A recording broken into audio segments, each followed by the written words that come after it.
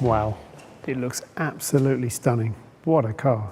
We're always talking about form follows performance, and now I can see exactly what you mean. At least in the very beginning, it was only form following performance. What really would happen if we strip Bugatti Chiron of all its creature comfort and then position the driver quite a bit more extreme and lower in the car, and then almost shrink wrap an exterior around the driver and the technical components and make it an ultra minimal and ultra performant concept. That became the project Bolide.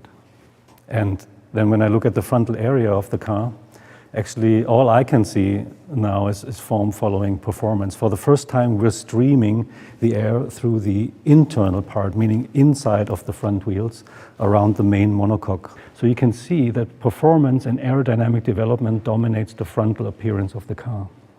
And when we go around the side, that story actually continues. Raw air into the roof scoop, hot air traveling along the cabin, fresh cool air traveling in this light blue channel towards the intercoolers, and then hot air coming from the water coolers through this enormous negative scoop behind the front wheel, and then cool air again traveling on the bottom into the oil coolers and exiting. So this goes to show how technology and aerodynamic handling really came first, and then we try to find a win-win, how we position the cabin between the wheels, give the car quite a bit more stance, and also apply a bit of Bugatti identity with it, which I hope can be realized. It is unmistakably a Bugatti, and I can imagine that was not a work of the moment. Took a moment, but then, it's actually an evolution of the C line of the Chiron. And then compare that to the Bugatti line of the Divo, is quite a bit more sporty. And here you have the ultimate sportiness, on the Bolide, where the Bugatti line becomes super fast and really nice and elongated in proportion. So what's happening at the rear? Come on, I'll show you. So you see here that the exhaust was put right in the center of the rear end, therefore allowing the diffuser having maximum performance width. And at the same time, it creates an architecture where everything around the exhaust really is there for extracting hot air from the engine compartment. I noticed this X theme all over the car. So what's that all about? That has something to do with the experimental nature of the project. You remember the film The Right Stuff? Chuck Yeager breaking the sound barrier. Absolutely. For the very first time.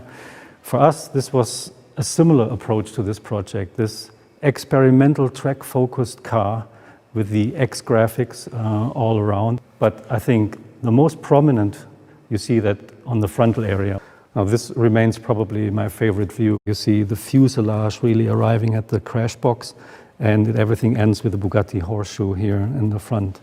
And then left and right you have this X graphic positioned all the way to the outside of the car, giving ultimate width expression into the exterior shape. And I like the reminiscence, to the classic X graphic over the glass of vintage race cars, which you find repeated here on the frontal graphic. But it also builds a bridge to the glorious days of Bugatti GP racing, in the 1920s and 1930s. This is Louis Chiron with his Type 51 winning in Monaco.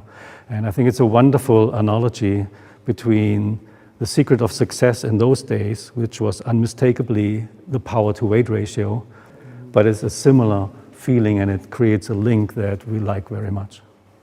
So, can we start it up again? I was hoping you would ask that.